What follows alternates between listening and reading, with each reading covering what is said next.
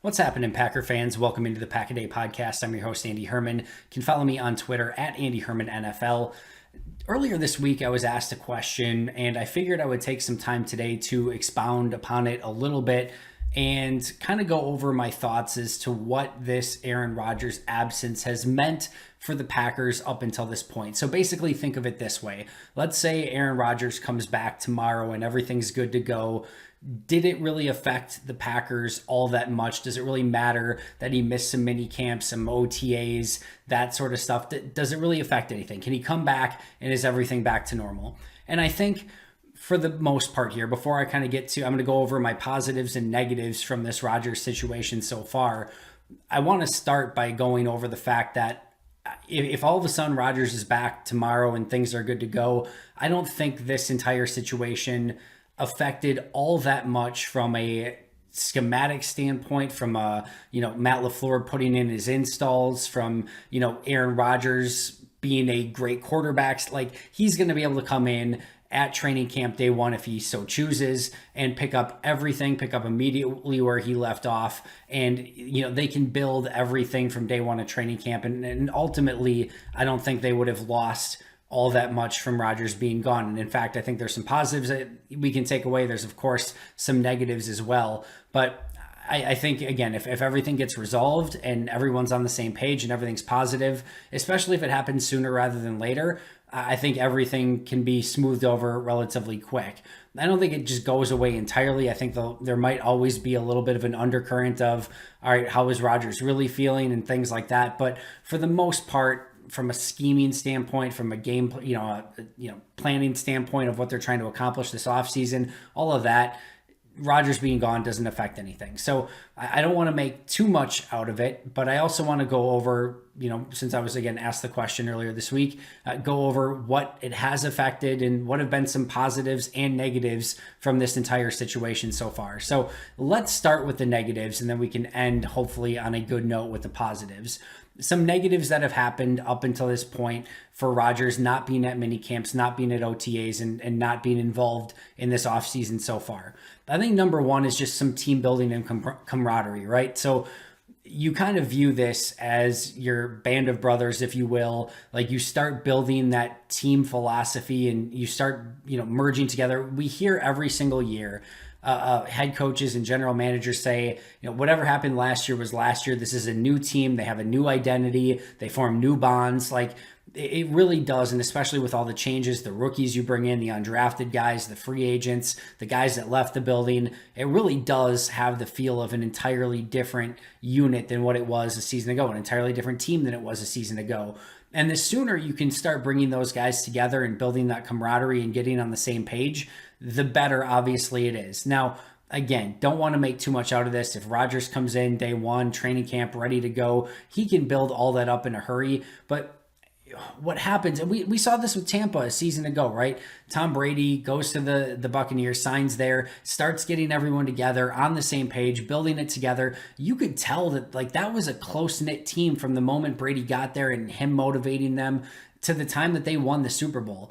And listen, in picture perfect scenarios where you've got the best players and you stay healthy and your team is all bonded together, really what we saw from the Packers a season ago, relatively healthy team except until Bakhtiari got hurt right at the end of the year, but relatively healthy team, talented team.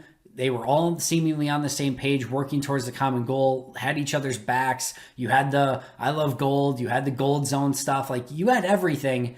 And it's still really hard to win a Super Bowl.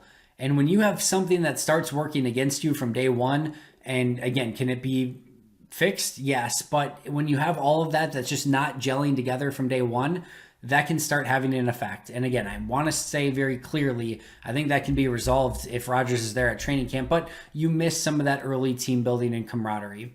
Number two is Josh Myers. And all indications at this point, would say that Josh Myers has every opportunity in the world to earn the starting center position. And if that's the case, first and foremost, Rodgers is not working with Corey Linsley. That is a major change for Rodgers. And not only that, but he's working with a rookie center.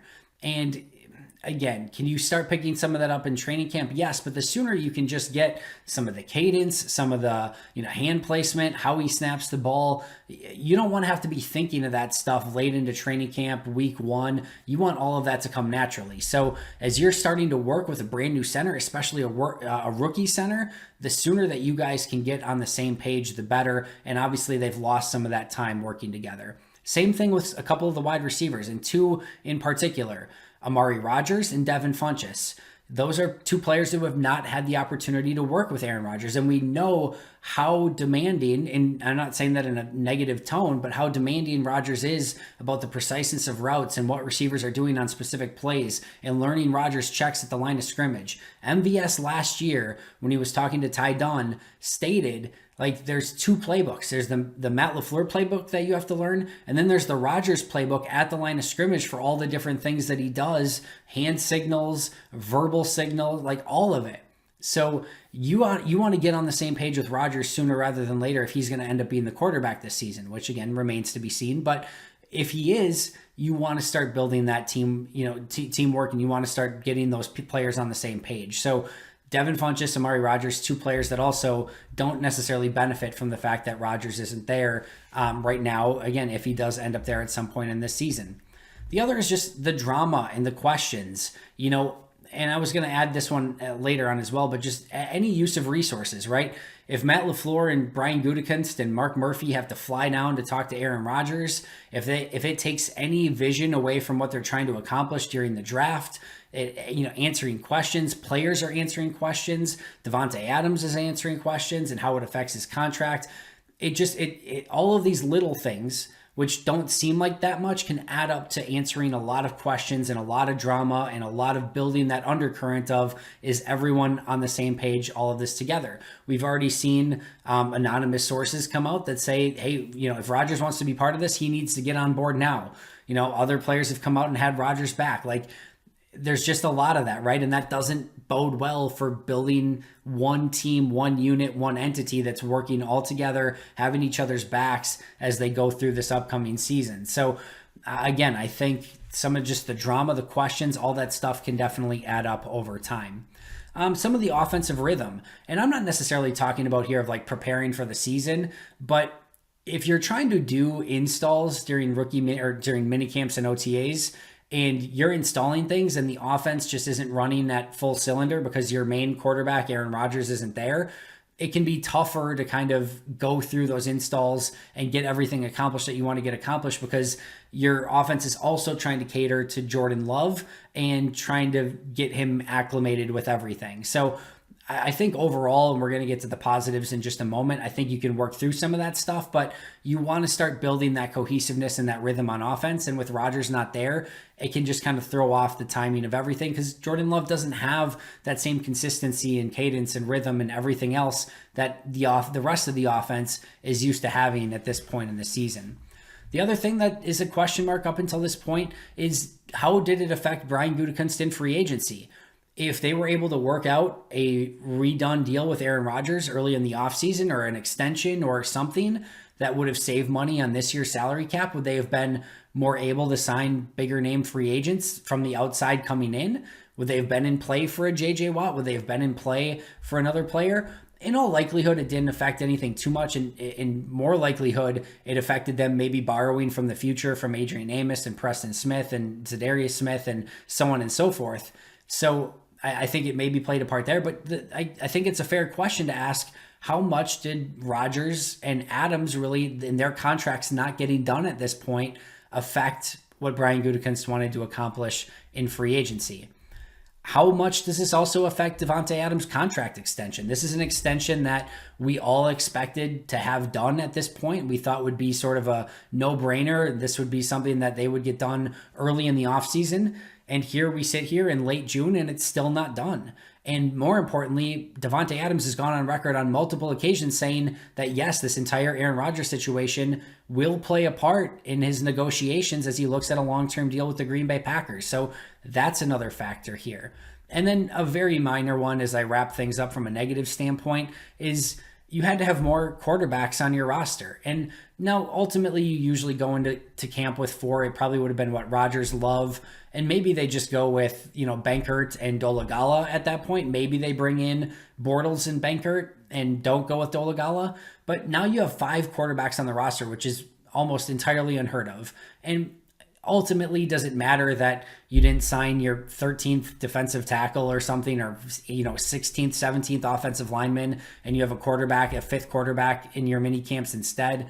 No, it doesn't affect all that much, but you're spending more resources on a quarterback position that ultimately, if everything is going according to plan, is probably just Aaron Rodgers and Jordan Love when the season starts. So it just makes you give more reps to those quarterbacks, and it gives you're wasting basically at least one roster spot on a quarterback that shouldn't have to be there if Aaron Rodgers was there.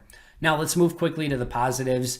The biggest one, it goes without saying, it's been discussed, ad nauseum at this point, but Jordan Love getting all those snaps and making up for all the snaps that he missed last year with not having rookie minicamp, not having OTAs, not having minicamps, barely getting any reps in training camp.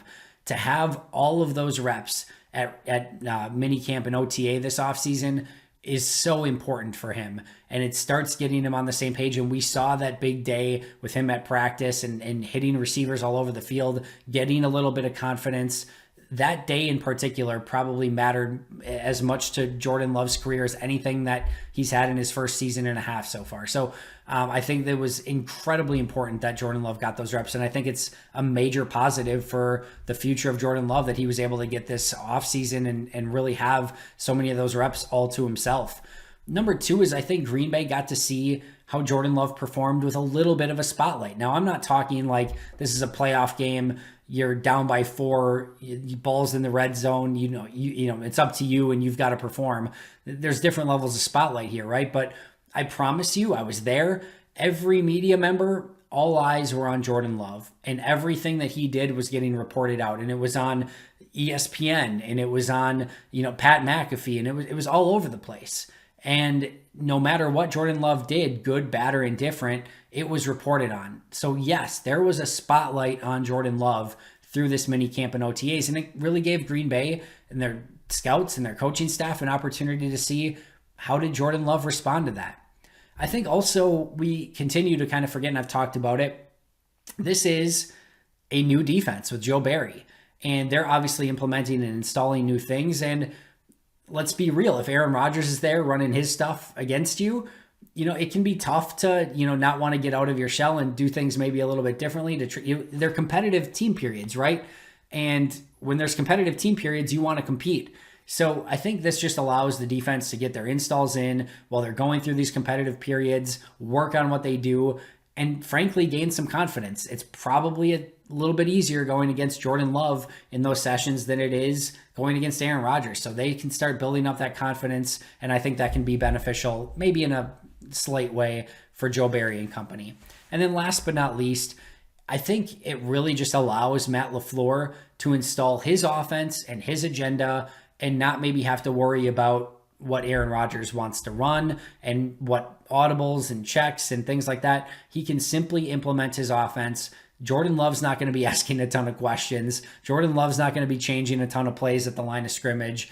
I think if anything, it allows you to have that smooth transition as they're going through their installs and everything like that. So I think from a Matt LaFleur standpoint, from a coach's standpoint, of course he wants Aaron Rodgers there, but it might make it a little bit easier to get some of the stuff done that he wants to get done without having to also maybe appease QB1 as he's going through and asking the questions that he normally asks of the offense and putting his input and things like that. So kind of frees up Matt LaFleur in a small way, shape, or form. So I think those are kind of the main positives and negatives that have come out of this Rodgers situation so far. And again, I'll end where I started. A lot of this can be fixed with Rodgers showing up to training camp, mending those bridges very quickly. You start getting some wins in the season and nobody cares what happened in OTAs or minicamp. It's a long enough season. Every season has a million bends and turns in it.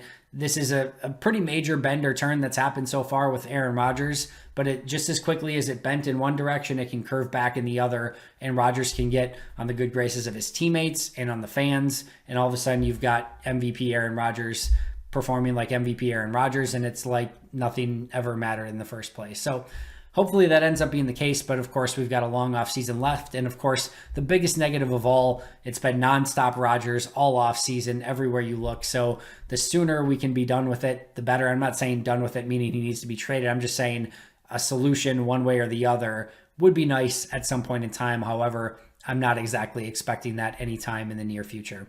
Thanks so much for joining me today. Appreciate it as always. Make sure to check out Maggie and Jimmy on today's audio version of the podcast, wherever you get your favorite podcasts. If you haven't subscribed yet, make sure to do so. But until next time, and as always, go Pack Go.